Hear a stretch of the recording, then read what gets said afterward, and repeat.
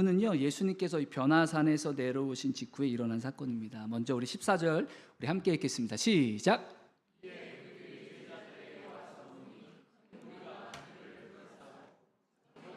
그들과 변론하고 있더라.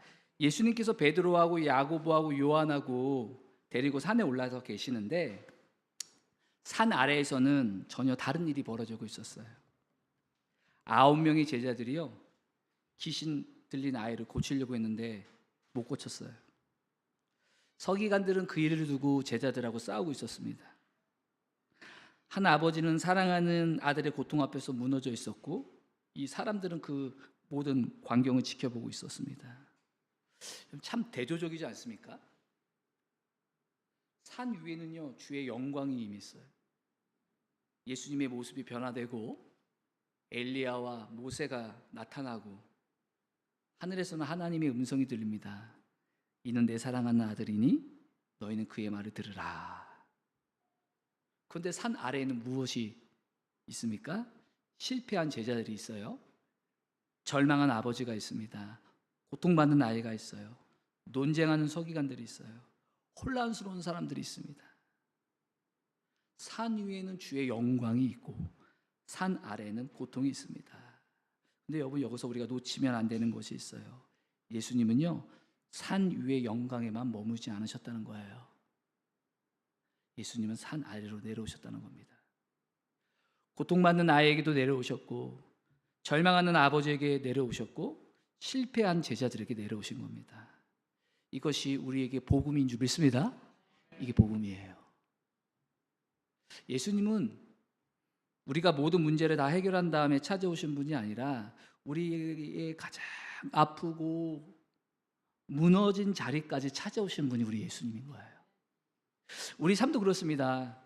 예배 가운데 때로는 이 변화산의 은혜를, 변화산의 영광 이거를 경험합니다. 그래서 찬양하다가 우리 마음이 뜨거워지고 평안해지고 걱정이 사라지고 말씀을 듣다가 그렇지 맞아 믿음으로 다시 붙잡아야지 눈물 나고 기도하다가 하나님의 임재를 경험합니다. 그런데 예배를 마치고 나면 우리는 다 어디로 가요? 산 아래로 다시 내려가요. 가정에 문제가 있는, 그죠? 자녀의 문제가 있는, 또 건강의 문제, 또 경제적인 문제, 관계의 문제, 생계의 문제를 우리가 만나는 산 아래로 내려갑니다. 근데 여러분 꼭 기억하세요. 산 위에 만난 예수님이 여러분 산 아래 여러분 일상에도 함께 하십니다. 아멘. 네.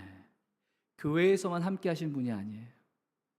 가정에서도, 일터에서도, 병원에서도, 눈물 나는 그 자리에서도 예수님이 우리와 함께 하심을 믿으시길 바랍니다. 지금 여러분들의 산 아래는 어디입니까? 여러분이 가장 해결되지 않는다고 느끼는 바로 그 자리까지 오늘 예수님께서 여러분 찾아오신 줄을 믿습니다. 그림 하나 볼까요? 그림 하나 보시면 잘 보이시는지 모르겠어요. 르네상스 화가 라파엘의 마지막 작품이에요. 이게 그리스도의 변모라는 이름이거든요. 지난 6월에 그 성지순례에 가서 이탈리아 바티칸 박물관 그 미술관에서 제가 직접 보면서 참 인상을 깊이 받았어요. 그림 위에는 예수님이 있고 모세와 엘리야가 있고 주의 영광이 임하고 그다음 그 산 아래에는 귀신 들린 아들이 있고 아버지가 있고 그다음에 실패한 제자들이 있고 논쟁하는 서기관들이 있고 그죠? 혼란스러운 사람들이 있어요. 그죠? 이 라파엘은요 산 위의 영광과 산 아래 마가복음 9장을 이 한 장면에 그림을 넣은 거예요. 그죠? 근데 여러분 이 그림의 중심은 누구십니까? 예수님이십니다. 아멘. 네. 산 아래 계신 분 예수님 내려오신 거예요. 그죠? 그러니까 예수님은 영광의 산 위에만 계시는 분이 아니라 우리 가장 이 절망의 자리까지 찾아오셔서 우리를 구원하신 분인 줄 믿습니다. 네. 그래서 우리가 지금 이렇게 예배를 드리고 있잖아요. 그때 무리 가운데 한 사람이 예수님께 찾아와요. 바로 귀신 들린 아버지가 나와서 말합니다. 17절 18절이거든요. 우리 한번 같이 읽겠습니다. 시작.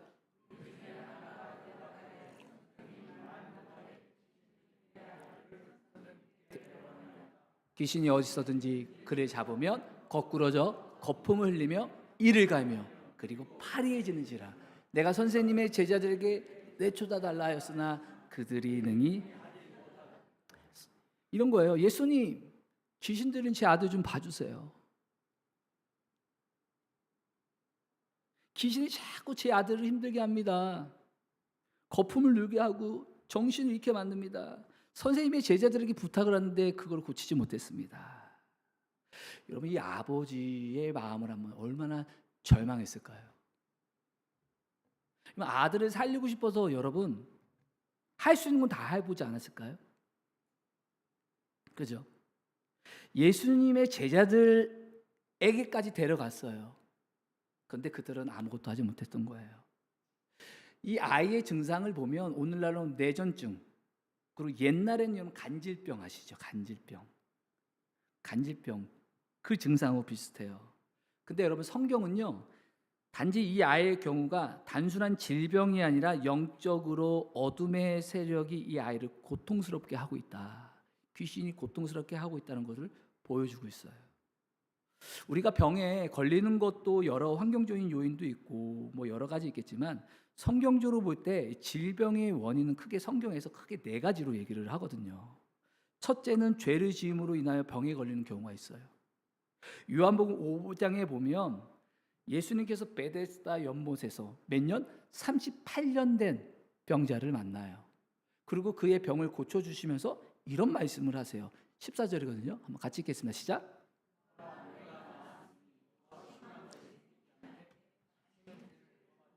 자, 이 38년 된 병자는 왜 병에 걸린 거예요? 죄를 지은 거예요. 그래서 다시 죄를 짓지 말라는 거예요. 그죠? 다시 죄를 짓는 패턴으로 그 삶으로 돌아가면 어떻다? 더 악화질 수 있다. 그 얘기를 하는 거예요. 그 다음 둘째, 귀신의 공격으로 인해 병이 걸린 거. 오늘 본문도 마찬가지예요.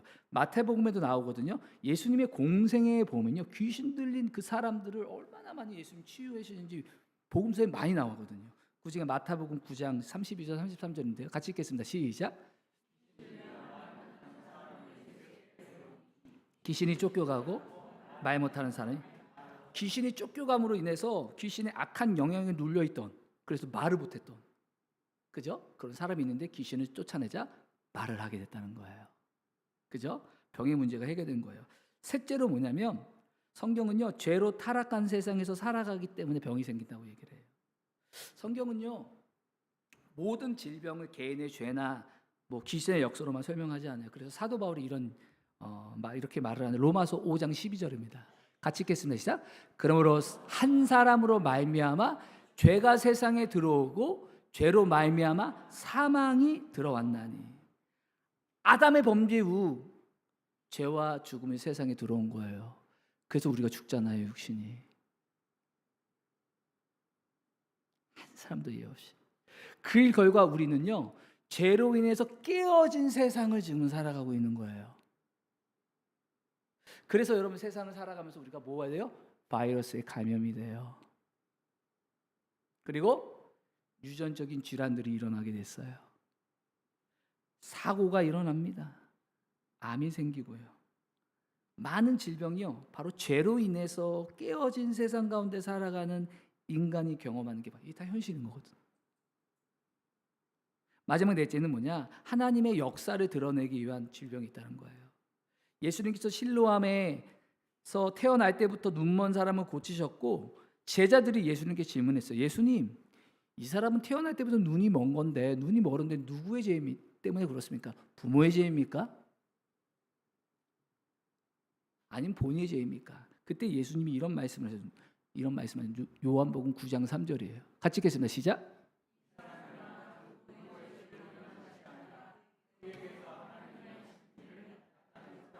아멘. 누구의 잘못이 아니라 하나님이 역사를 나타내기 위해서, 때로는 하나님이 어떤 사람에게 인생에 이런 어려움을 주신다는 거예요. 그래서 여러분, 누군가가 병들었다고 해서, 내가 아프다고 해서 내가 어떤 죄를 졌나, 내가 무슨 죄 때문인가, 부모의 죄인가, 아니면 내가 믿음이 없어서 그런가, 이렇게 함부로 나 자신도 그렇고 누구를 함부로 판단해서도 안 되는 거예요. 여러 가지로 복합 요인이 있을 수 있고 우리가 모든 고통의 이유를 다 알 수 없습니다. 그런데 한 가지는 분명해요. 그 아픔을 가지고 그 질병을 가지고 누구에게로 나아가야 돼요? 예수님께로 나아가야 돼요. 아멘? 네. 그러면 예수님께서 우리의 아픔을 상처를 위로해 주시고 또 가장 선하신 뜻과 방법으로 어떻게 하냐? 주님께서 일하실 거예요. 치료해 주실 겁니다. 이제 예수님이 말씀하세요. 19절입니다. 같이 읽겠습니다. 시작. 내가 얼마나 너희와 함께 있으며 얼마나 너희에게 참으리요 그를 내게로 데려오라 하시매. 믿음이 없는 세대요라고 얘기한 건 이 아버지한테만 얘기한 게 아니에요. 거기에 있는 실패한 제자들, 거기에 서기관들, 그리고 거기 무리들, 더 나아가 예수님이 이 땅에 오셨음에도 불구하고 예수님을 온전히 믿지 못하는 세대. 할렐루야? 지금 그걸 다 얘기를 하고 있는 거예요. 그 예수님의 탄식이 있는 겁니다, 이제. 근데 여러분, 우리의 모습도 다르지 않아요. 우리는 문제가 생기면, 어려움이 생기면 먼저 뭐부터요? 걱정부터예요. 그리고 우리는 먼저 계산을 합니다.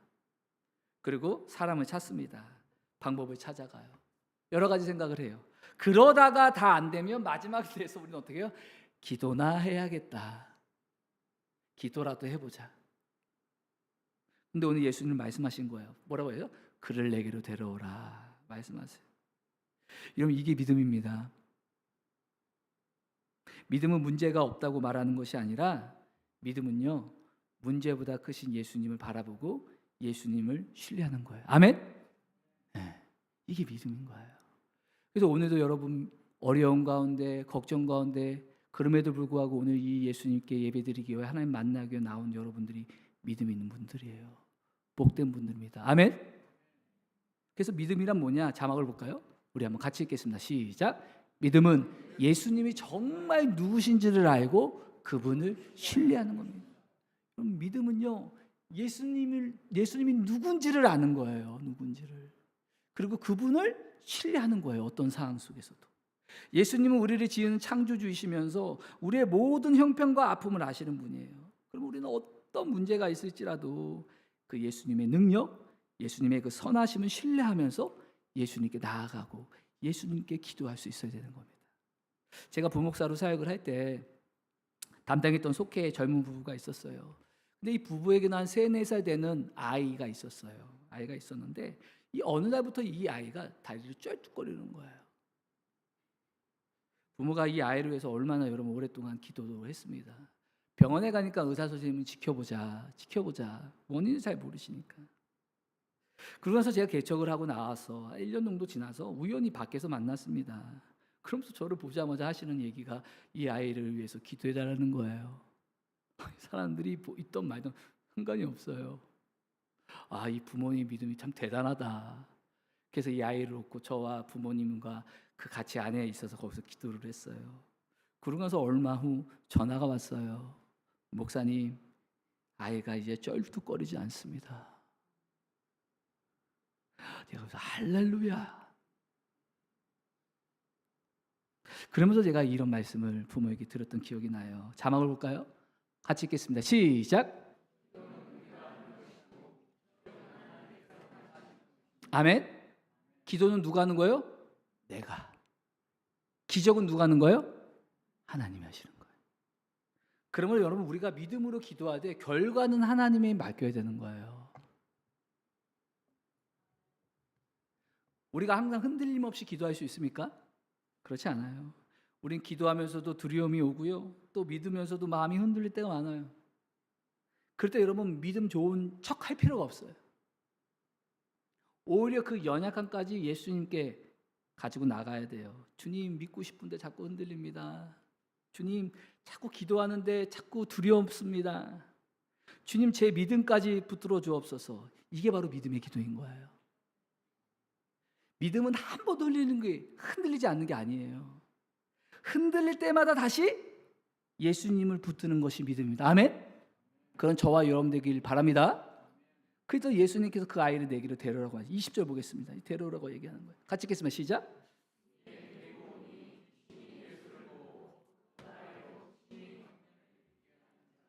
그가 땅에 엎드러져 구르며 거품을 흘리더라. 여러분 보세요. 지금 이 아이의 아빠가 예수님께 데려왔는데 아니 오히려 이 아이의 상황이 더 심해지는 거예요. 더 심히 경련을 일으키는 거예요. 그럼 그 순간 아버지의 마음은 어땠을 것 같아요? 내가 괜히 이 아이를 예수님께 데려왔나? 내가 잘못한 건가? 아니 내가 이렇게 예수님께 간절히 기도하는데 왜 상황이 더 나빠지지? 왜 힘들어지지? 왜 최악의 상황인 것 같지? 우리도 그럴 때가 있어요, 여러분. 하나님께 나왔는데 오히려 상황이 더 어려워지는 것을 경험할 때가 있어요. 힘들어질 때가 있어요. 우리가 열심히 기도하고 열심히 사업을 합니다. 직장생활 합니다. 여러분들만큼 얼마큼 열심히 하는 분들이 어디 있겠어요? 제가 다 알아요. 근데 사업의 형편 나아지지 않고 직장의 형편 나아지지 않고 재정적인 상편도 나아지지 않고 건강도 나아지지 않고 열심히 목회하는데 목회의 상황은 좋아지지 않고 그러면 어때요? 뭐지? 힘들어질 때가 있어요. 내 눈앞의 상황이 더 최악인 것처럼 보일 때가 있단 말이에요. 그럴 때 여러분 어떤 문제보다 그 상황만 보면 안 돼요. 항상 문제보다 크신 예수님을 바라보는 은혜가 이렇게 축복합니다. 잠시 흔들리는 것처럼 보여도 결국 승리는 누구에게 있어요? 예수님께 있는 거예요. 예수님께 있는 거예요. 21절입니다. 같이 읽겠습니다. 시작. 언제부터 이렇게 되었느냐 하시니 이르되 어릴 때부터이다. 자 여러분 이 어릴 때부터이다. 이 짧은 한마디에 얼마나 이 아버지의 많은 세월과 눈물과 슬픔이 여기 담겨 있지 않습니까? 이 아이를 어릴 때부터 수없이 여러분 쓰러지는 거를 보면서 이 아버지는 많은 방법을 해봤을 거예요. 근데 뭐예요? 속수무책인 거예요. 나아질 것 같은데 또 쓰러지고 거품을 불고 좌절과 절망의 연속이었을 거예요. 그리고는 이 아버지는 이렇게 얘기를 합니다. 22절이거든요. 같이 읽겠습니다. 시작. 귀신이 그를 죽이려고 불과 물에 자주 던졌나이다. 그러나 무엇을 하실 수 있거든 우리를 불쌍히 여기사 도와주옵소서. 참 여기에 보면 또 마음 아픈 표현이 하나 나와요. 이 아버지가 이 아이를 불쌍히 여겨주소서라고 하지 않고 뭐라고 얘기하죠? 우리를 불쌍히 여겨달라고 얘기를 해요. 왜 그럴까요? 아이만 고통받는 것이 아니라 가족 모두가 고통받았거든요. 여러분 사랑하는 가족이 아프면 가족 중에 누가 아프면 온 가족이 다 아파요. 저는 어릴 때 아버지가 오랜 동안 아파봤기 때문에 그 상황과 그 마음이 느껴지더라고요. 아버지가 아치니까 어머니도 아프고 저도 아프고 누나도 마음이 눌려 아파요. 오랜 시간. 여러분 부모가 무너지면 자녀도 무너지고요. 자녀의 마음이 무너지면 부모의 마음은 더 무너집니다. 더 속상해요. 그러니까 이 아이를 불쌍히 여겨달라고 하는 게 우리 가정을 불쌍히 여겨달라고 기도한 거예요 지금. 그러니까 이 아버지는요 여러분 지금 성경을 잘 이렇게 울부짖었을 거예요. 뭔지 아시죠? 절박했을 겁니다 여러분. 우리를 불쌍히 주옵소서. 오늘 이 자리에도 우리 가운데 어릴 때부터니다와 같은 문제로 힘들어하는 분들이 있을 수 있어요. 오랫동안 기도에 문제가 있습니다. 가족을 구원해서 기도했는데 변화가 없어. 자녀를 위해서 눈물로 기도하는데 변화가 없고, 병을 위해서 기도하는데 변화가 없고, 경제적인 문제를 놓고 기도하는데 더 경제적인 문제가 놓여서 변화는 없고, 변화가 보이지 않으니까 기도하는 것조차도 어때요? 지쳐지는 거예요. 지치는 겁니다. 그런 상황이 있을 수 있어요. 근데 여러분 중요한 건 이 아버지가 끝까지 포기하지 않은 게 있어요. 정말 잘한 게 있어요. 그게 뭔지 아십니까? 이 아이를 예수님께 데려온 겁니다. 아멘? 이게 문제 해결의 시작이에요. 포기하지 않은 거예요. 멈추지 않은 겁니다. 여러분 우리 생각의 문제가 오래되었다고 예수님께 늦은 게 아니에요. 여러분 사람은 포기할 수 있어도 예수님은 포기하지 않으십니다. 그러면 오늘도 여러분의 어떤 문제와 여러분의 아픔, 여러분의 가정, 일터, 어떠한 자녀 이 모든 문제를 예수님께 가져오는 예수 앞에 내려놔야 되는 거예요. 그렇죠? 우리 자녀들 여러분 쉽지 않은 세상을 살아가고 있잖아요. 요즘 얼마나 우리 아이들이 학업과 진로에 스트레스 받습니까? 지난 주에도 한 가정을 신방을 했어요. 고등학교 학생들 얼마나 공부를 하주장하고 있었는데 너무나도 이 아이 보니까 너무 힘들어하는 거 보면서 제가 마음이 안타깝더라고요. 얼마나 요즘 아이들이 공부 열심히 합니까? 여기 우리 아이들도 얼마나 열심히 합니까? 근데 그 부담이 있더라고. 부모님의 기대. 근데 애들은 말할 수가 없어. 또 이 아이들이 또 친구들의 관계 속에서도 어려워하는 아이들도 있어요. 힘들어하는 애들도 있어요. 미디어와 문화 영향 속에서 마음이 흔들리는 아이도 있어요. 부모가 잔소리한다고 아이들이 변화되는 게 아니죠. 물론 부모로서 필요한 말은 해야 되죠. 근데 여러분 우리가 이 아이의 깊은 마음까지는 만져줄 수가 없더라고요. 우리가 이 아이를 바꿀 수는 없지만 여러분 예수님은요 이 아이의 마음을 만져줄 수 있다는 사실입니다. 아멘. 지난 여름 성경학교 때 저녁에 이 아이들 한 명 한 명 기도하는데 이 아이들이 뭐 예수님을 얼마나 알겠어요. 기도할 줄도 모르는데 이 아이들이 기도하면서 기도하는 모습인데 예수님이 이 아이들을 만져주는 걸 본 거예요. 어떤 아이는 눈물 흘리면서 기도하는데 제 마음이 막 눈물 나더라고요. 예수님이 만져주시는 거예요. 만져주시는 거예요. 그래서 우리 아이들을 예수님께 이렇게 데려와야 돼요. 자녀를 예수님께 데려온다는 건 무슨 의미냐? 단순히 교회에 데려온 것이 아닙니다.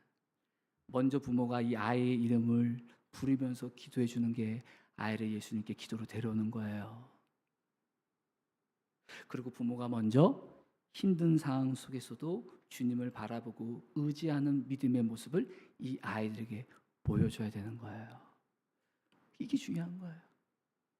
그리고 무엇보다 내가 바꾸려고 붙잡고 있는 이 자녀를 기도로 주님께 맡겨야 되는 거예요. 지난주에 신방을 하면서도 그 부모에게 얘기했어요. 이 아이를 위해서 기도하시고 기도로 주님께 맡기십시오 라고 얘기했어요. 우리가 할 수 없어요. 기적은 주님이 일하시는 거예요. 우린 기도할 뿐입니다. 이 아버지의 믿음이 흔들리는 거예요. 오랫동안 교통을 겪었고 제자들의 실패까지 보고 있기 때문에 그래요. 그래서 예수님께 하실 수 있거든. 우리를 좀 도와주세요. 만약 가능하시다면 이 얘기예요. 이 한마디에 아버지의 흔들리는 믿음이 그대로 드러나잖아요. 그때 예수님이 이런 말씀을 하시는 거예요. 23절입니다. 같이 읽겠습니다. 시작.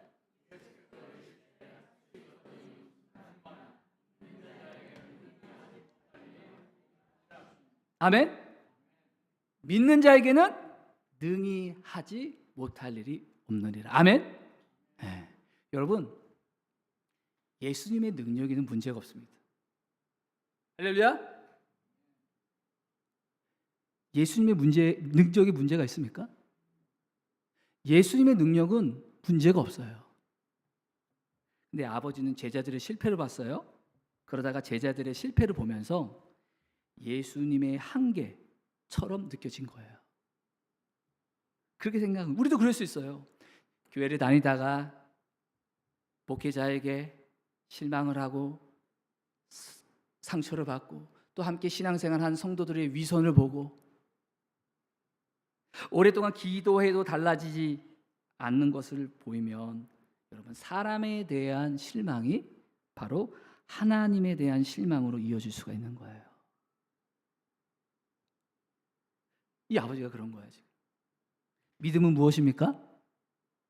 과거의 실패보다 오늘 내 앞에 계신 예수님을 더 크게 보고 더 그 예수님께 그 예수님 붙드는 거예요. 아멘? 이 아버지는 그 실패 안에서 예수님을 예수님도 안 됐고 하실 수 있거든. 그러니까 예수님 믿는 자에게 능치 못함이 없다. 이 말씀하시는 거예요. 그러니까 제자들만 믿음이 없던 게 아니라 아버지도 믿음이 없는 거예요.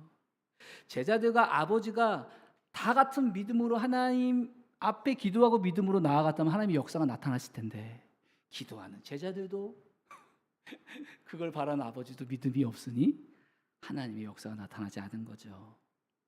제자들도 아버지도 믿음이 없던 거죠. 제가 여러분 주일에 이렇게 똑같은 설교를 원고를 가지고 제가 1부 예배를 설교하고 2부 예배 때 설교를 하잖아요. 1부 예배는 오늘도 아주 소수의 인원들이 오셔서 예배를 드리고 2부 예배는 인원이 더 많아요. 근데 여러분 참 신기한 게 있어요. 어떤 주일에는요 1부 설교 시간이 은혜가 더 충만해요. 또 어떤 때는요 2부 예배 시간에 더 충만해요. 은혜가 인원은 2부 예배가 더 많거든요.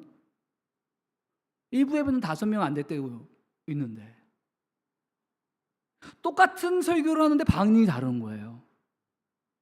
전 예전에는 설교하는 내가 실력이 부족하구나 이렇게 생각을 했는데 이게 다 전부가 아니더라고요. 그건 설교를 듣는 회중이 얼마나 갈급한 마음으로 하나님의 말씀을 듣는가 이것도 중요하더라고요. 제가 말씀에 대한 신뢰 없이 재밌고 웃기는 말로 또 좋은 말로 설교를 해도 소용이 없어요. 그럼 말씀에 문제가 있는 게 아니라 말씀을 전하는 제게 문제가 있는 거죠. 또한 여러분들이 선포되는 하나님의 말씀을 하나님의 음성으로 받아들일 생각이 없다면 소용이 없는 거예요. 이건 말씀에 문제가 있는 것이 아니라 받아들이는 자에게 문제가 있는 거예요. 예수님의 능력에는 문제가 없습니다. 여러분 오늘날 한국교회 목회자나 성도들이 이렇게 모여서 예배를 드릴 때 믿는 척 하면서 예배 드리면 안 되는 거예요. 우리는 믿는 척을 잘해요. 그렇죠? 믿는 척하면 예배 드려요. 우리는 사람은 외모를 보고 겉을 보잖아요. 다 믿는 것처럼 보여요. 근데 하나님은요 지금도 우리의 중심 예수님을 믿는 믿음을 보시고 기적을 일으키시는 분이에요. 그래서 우리가 늘 기도해야 돼요. 갈급한 심령으로 말씀을 받는 예배가 되게 하옵소서. 아멘. 그런데도 말씀이 들어도 믿어지지 않을 때가 있어요. 기도하면서 흔들리죠. 그럴 때는 여러분 이 아버지처럼 이렇게 기도를 해야 돼요. 하나님 말씀을 들어도 잘 이해가 안 됩니다. 근데 제가 주님을 믿고 싶습니다. 나의 믿음이 없음을 주님 도와주옵소서. 이렇게 정직하게 기도하며 나아가는 걸 주님이 기뻐하시는 거예요. 그래서 아버지가 지금 이렇게 기도하는 24절이에요. 같이 읽겠습니다. 시작. 내가 믿나이다. 나의 믿음 없는 것을 도와주소서. 얼마나 정직합니까?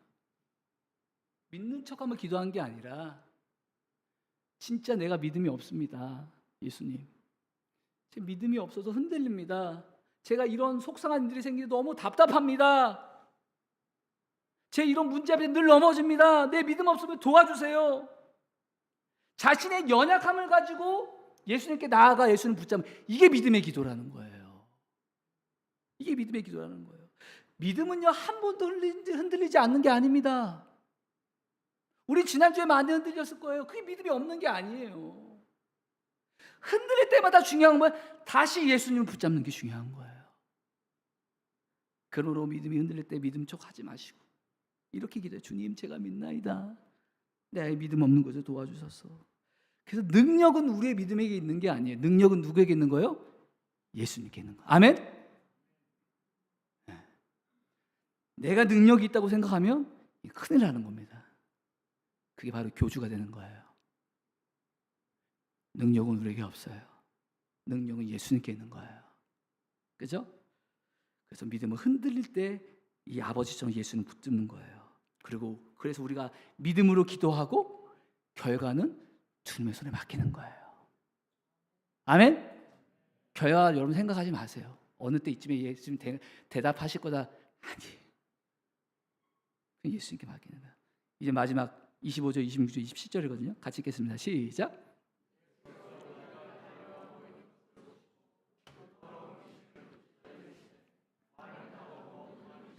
내게 명하노니 이 아이에게서 나오고 다시 들어가지 말라 하시매 귀신이 소리질러 아이로 심히 격려를 일으키게 하고 나가니 그 아이가 죽은 것 같이 되어 많은 사람이 말하기를 죽었다 하나 예수께서 그 손을 잡아 일으키시니 이에 이러세. 예수님이 더러운 귀신들 말씀을 꾸짖어 나가. 예수의 이름으로 나가라. 근데 이 아이가 딱 귀신이 나가면서 이 아이가 딱 죽은 것처럼 쓰러졌어요. 그러니까 사람들이 옆에서 보면서 이렇게 했죠. 분위기가 죽었다. 큰일 났다. 죽었다. 근데 27절을 보세요. 예수께서 그의 손을 잡아 일으키시니 일어나리라. 아멘. 일어서니라. 얼마나 아름다운 장면입니까? 제자들이 하지 못했던 일을 예수님께서는 행하셨어요. 사람들이 죽었다, 끝났다고 말하면 예수님은요 그 아이를 다가가서 손을 잡아 일으켰어요. 여러분, 사람들이 항상 안 된다, 끝났다 하는 그 자리에서 여러분, 예수님은 역사를 일으키시는 분입니다. 아멘. 인간의 끝은 하나님의 시작인 거예요. 꼭 기억하세요. 인간의 끝은 하나님의 시작. 함께 따라하겠습니다. 인간의 끝은 하나님의 시작입니다. 이게 믿음이 시작하는 거예요, 진짜로. 오늘 여러분들의 가정에도, 여러분들 일터에도, 우리 공동체에도 이 주님의 손길이 필요하지 않습니까?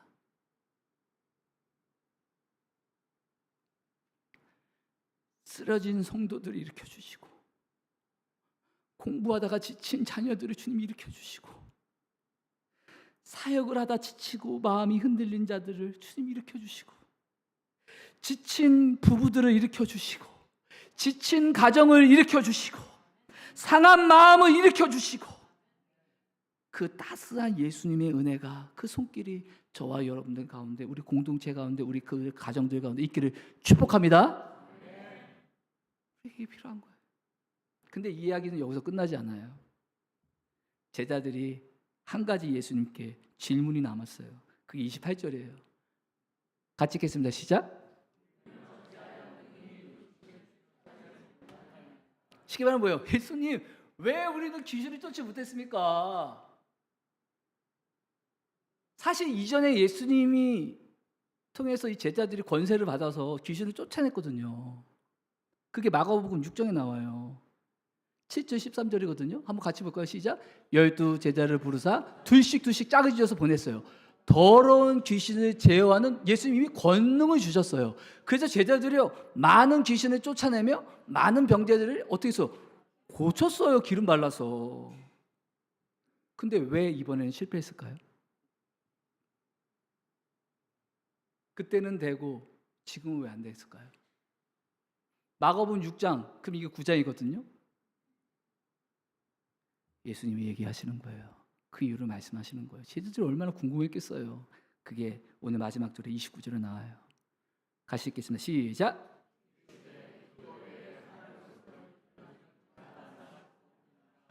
따라하겠습니다. 기도 외에 뭐예요? 제자들의 문제는 뭐예요? 과거에는요 예수님을 의지하면서 사역을 했어요. 근데 제자들은 이제 어떻게 된 거예요? 지금은 예수님을 의지하지 않고 자신의 경험을 의지하여 사역을 한 거예요.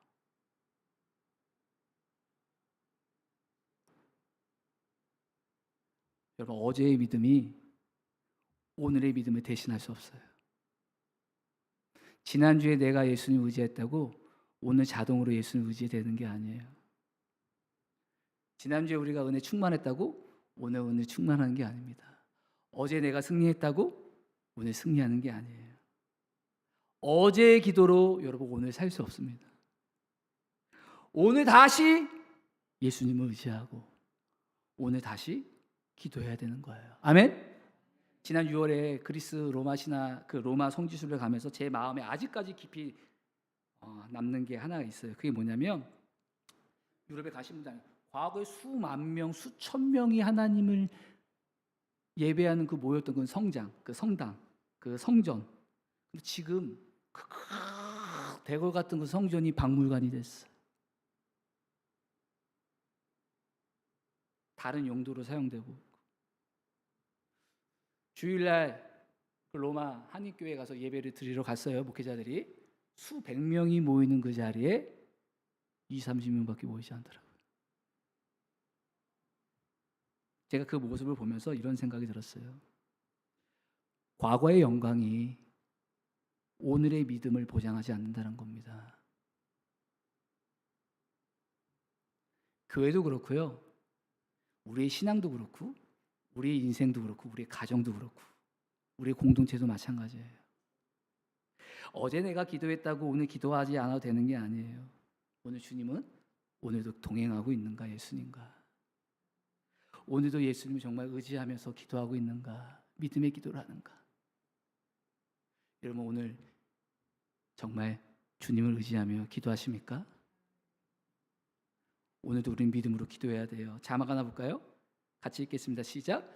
믿음의 기도. 기도라는 행위 자체의 능력을 의지하는 것이 아니라 우리의 기도를 들으시고 응답하시는 하나님의 능력을 신뢰하는, 이게 믿음의 기도예요. 우리 기도 행위 자체를 의지하는 게 아니라, 행위 자체 능력이에요. 우리의 기도를 들으시고 응답하시는 하나님의 능력을 신뢰하며 기도하는 게 믿음의 기도인 거예요. 야고보서 5장 15절을 보면 믿음의 기도는 병든 자를 구원하시니 주께서 그를 일으키사. 이건 주목하세요. 누가 일으키셨어요? 주께서 그를 일으키셨어요. 주목하세요. 우리가 일으키는 게 아닙니다. 우리가 기적을 만들어내는 게 아니에요. 우리는 뭐 하는 거예요? 믿음의 기도를 하는 거예요. 그리고 우리는 기도하고 주님이 일으키신 겁니다. 아멘. 저는 우리 교회가 정말 기도하는, 믿음의 기도하는 공동체가 되길 소망합니다. 그래서 예배할 때 살아계신 하나님을 경험하고, 속회에서, 찬양팀에서, 모든 부서에서, 주일학교에서 서로를 위해서 서로 믿음으로 기도를 하고, 가정에서 부모가 자녀의 이름을 불러서 기도하며, 그래서 아픈 사람이 위로받고, 쓰러진 사람이 다시 일어나고, 낙심한 사람이 다시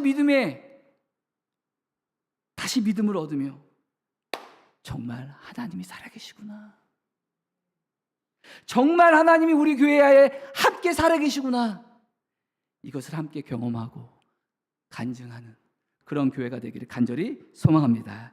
기도하겠습니다. 우리 찬양하겠습니다. 우리 믿음의 기도라는 이 찬양인데요, 이 시간 우리에게는 정말 해결할 수 없는 문제들이 우리가 다 있어요. 이거 다시 주님의 손에 맡겼으면 좋겠어요. 사랑하는 가족도, 또한 자녀도, 오랫동안 응답이 없는 지체있는 여러 가지 문제도, 그 문제 앞에서 흔들리고 있는 나 자신도 주님께 올려드렸으면 좋겠습니다. 예수님 말씀하세요. 그를 내게로 데려와라. 믿음 좋은 척 하지 않아도 됩니다. 중요한 건 문제보다 크신 그 예수님을 신뢰하고 주님께 맡기고 간구하는 게 중요한 거예요. 오늘 이 아버지의 기도가 우리의 기도가 되었으면 좋겠어요. 내가 믿나이다. 그러나 나의 믿음 없는 거 주님 도와주세요. 주님이 하실 수 있으면 믿습니다. 우리의 믿음이 완전하지 않아도 괜찮아요. 우리가 믿는 예수님이 완전하기 때문에 그 예수님 붙으면 되는 거예요. 그래서 주님을 바라보면서 우리의 모든 것 주님께 맡겨드린 믿음으로 우리 함께 찬양하겠습니다.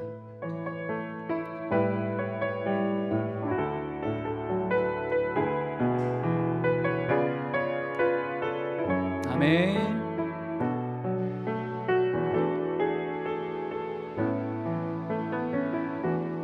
내 속에 슬픔이 나를 사로잡아 한치 앞도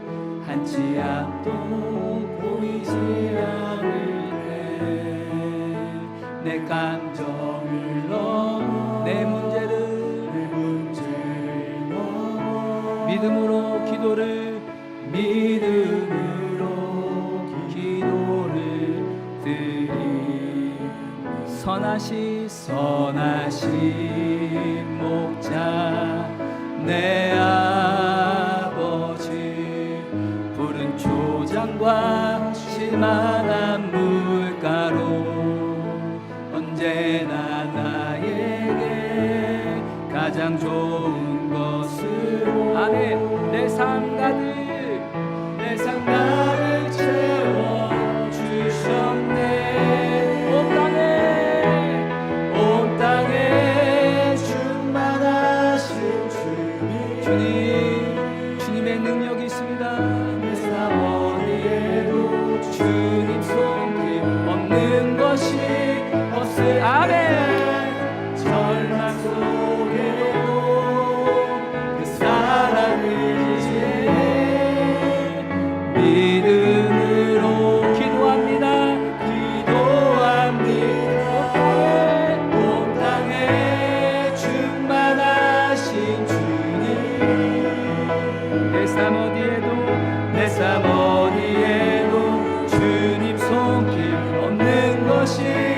없습니다. 그 생각을 넘어 모든 환경을 넘어 역사소서. 우리 첫 번째 기도 제목은요, 주님 나의 믿음 없음을 도와주옵소서. 늘 문제 앞에 환경 앞에 두려워하고 낙심하며 불평하는 나의 모습을 주님 앞에 내려놓습니다. 사람의 실패와 과거의 경험 때문에 예수님의 능력을 부인하고 내 생각과 내 방법과 지혜를 의지하며 했던 모습들 주님 이제 내려놓고 예수님의 선하심과 능력을 더 신뢰하는 믿음의 사람이 되게 하소서. 흔들릴 때마다 다시 주님을 바라보는 믿음을 더하여 주옵소서. 두 번째는요, 주님 내 사랑하는 내 소중한 사람들을 예수님께 데려오게 하옵소서. 내 힘으로 바꾸려고 했던 가족과 자녀를 이 시간 주님의 손에 맡겨드립니다. 우리의 가정의 질병과 아픔과 오랫동안 해결되지 않은 문제까지 기도로 예수님께 가지고 나아가게 하시고, 우리의 가정과 교회 가운데 주님께서 붙드시고 다시 일으키시는 회복의 은혜를 경험하게 하옵소서. 이 두 가지를 가지고 우리 주여 한번 부르시고 우리 앞에 마음을 다하여 주님 앞에 기도하겠습니다. 주여, 사랑과 은혜가 충만하신 아버지 하나님 감사합니다. 오늘 우리가 주님의 마음을 앞에 올려드립니다. 우리가 믿는다고 하면서 눈앞의 문제를 바라보며 얼마나 많이 두려워하고 있는지 모릅니다. 산 위에 영광이 있지만 교회 밖에 산 아래 내려가면 여러 가지 문제들로 인해서 늘 눌리고 두려워하고 낙심하고 있는지를 모릅니다. 과거의 실패를 바라보면서 사람의 말을 보면서 환경을 바라보면서 늘 흔들리는 우리 자신을 주님 불쌍히 여겨주시옵소서. 주님 내가 믿나이다, 나의 믿음 없는 것을 도와주소서라고 했던 이 아버지처럼 오늘 우리가 간절히 간구하는 사랑하는 성도들에게 연약한 믿음에 믿음을 더하여 주시고 문제보다 크신 그 예수님을 만나며 그 예수님을 바라보며 그 예수님 붙잡게 하여 주시옵소서. 하나님 응답이 더딘 것처럼 보여도 멈춘 기도가 다시 시작되게 하시고 기도를 포기하지 않도록 주여 은혜를 더하여 주시옵소서. 아버지를 사랑하는 아버지가 그 자녀를 예수님께 데려온 것처럼 우리의 자녀, 우리의 배우자, 우리의 가족, 우리의 성도들 다 주님께 맡겨드립니다. 하나님 아직까지 예수님을 만난 가족도 주님께 맡겨드립니다. 내 힘으로 판단하고 바꾸랬던 것을 내려놓고 이 시간 기도로 주님의 손에 맡겨드립니다. 주님 우리 아이들, 우리 성도들을, 우리 가족들을 만들어주시고 하나님 믿음을 붙잡고 희망을 가지고 다시 일어나게 하시고 하나님의 놀라운 사랑 안에 다시 한번 일어나 주를 바라보게 하여 주시옵소서. 내 영혼아 깨어날지어다. 육신의 질병과 마음의 아픔 가운데 있는 성도들 긍휼히 여겨주시고 병상에 있는 성도들 찾아가 주님 만나주시고 치료받고 있는 모든 가운데 주께서 함께하여 주옵소서. 지치고 상한 마음을 위로하여 주시고 낙심한 영혼을 다시 일으켜 세워주시옵소서. 다 사람들이 끝났다고 말할 때 정말 하야의 힘이 붙들었던 다시 일으켜준 그 예수님 모든 성도들의 가정들을 붙들어주시고 일터를 붙잡아주시고 사업장을 붙잡아주셔서 다시 일어나가 주님과 함께 동행하며 같이 맡겨진 사명을 잘 감당할 수 있도록 인도하소서. 기도 외에는 말씀하신 주님의 말씀을 오늘 우리의 마음 깊이 새깁니다. 과거의 은혜에 머물지 않게 하시고 과거의 기도에 머물지 않게 하시고 오늘 다시 은혜를 구하며 갈급한 마음으로 주님을 찾게 하옵소서. 오늘 다시 무릎 꿇게 하시고 오늘 다시 말씀을 붙잡게 하시고 오늘 다시 믿음으로 기도하게 하여 주시옵소서. 특별히 우리 교회가 기도하는 공동체로 세워주시옵소서. 그리함을 통하여 예배할 때 주의 은혜가 주의 임재를 경험하게 하시고 속해마다 서로 믿음의 기도를 함을 통하여 치유와 회복을 경험하게 하시고 가정에서 부모가 자녀 이름을 기도할 때 놀라운 자녀들이 다시 일어나는 놀라운 역사를 보게 하여 주시옵소서. 우리의 믿음이 완전해서가 아니라 우리를 믿는 예수님의 완전하심을 믿습니다. 우리가 믿는 예수님의 불가능이 없습니다. 믿는 자에게 능치 못할 일이 없다고 말씀하신 그 주님, 오늘도 그 주님만 붙잡고 나아가는 모든 성도들에게 놀라운 하나님의 은혜와 놀라운 하나님의 만져주심과 놀라운 하나님의 위로와 놀라운 하나님의 역사가 그의 삶 가운데 일상 가운데 나타날 수 있도록 충만케 하여 주옵소서. 주께서 하시기를 기도합니다. 오늘 이 아이를 고쳐주신 그 예수님 이번 한 주간에도 우리 성도들과 함께 하시고 찾아오셔서 만나 주옵소서. 주님, 우리가 때로는 주님보다 문제를 더 크게 바라볼 때도 있고 기도하기보다 염려하며 주님을 의지하기보다 내 힘과 내 경험을 붙들었던 우리들의 모습이 너무 많습니다. 주님, 우리를 용서하여 주옵소서. 주님, 우리가 믿음이 흔들릴 때마다 문제보다 크신 그 예수님을 붙들게 하시고 주님의 선하심과 능력을 더욱 신뢰하는 믿음의 성도들이 되게 하여 주옵소서. 우리의 가족들, 자녀들, 또 몸과 마음의 아픔들, 또 오랫동안 해결되지 않는 모든 문제들 이 시간 주님의 손에 올려드립니다. 내가 붙잡고 염려하기보다는 이제는 기도로 예수님께 맡기게 하시고 기도하며 주의 뜻과 방법과 때를 신뢰하며 끝까지 믿음으로 기도하는 성도들이 되게 하여 주옵소서. 기도 외에는 말씀하시는 주님, 어제의 은혜에 머물지 않게 하시고 오늘 다시 무릎 꿇게 하시고 날마다 예수님을 의지하며 살아갈 수 있도록 인도하여 주옵소서. 우리의 연약함을 도와주시고 우리의 가정과 우리의 교회를 기도하는 공동체로 주께서 세워 주옵소서. 우리가 원하는 결과보다 더 예수님을 더욱 사랑하게 하시고 응답을 받는 것보다 응답하시는 하나님과 더욱 친밀하게 동행하는 복된 성도들이 되게 하여 주옵소서. 기도가 멈추지 않게 하시고 우리가 기도하고 기적은 하나님께서 행하심을 믿습니다. 모든 결과를 주님께 손에 맡기며 오늘도 믿음으로 기도하고 순종하며 살아가는 우리 모두가 되게 하여 주옵소서. 감사하며 예수님의 이름으로 기도드립니다. 아멘.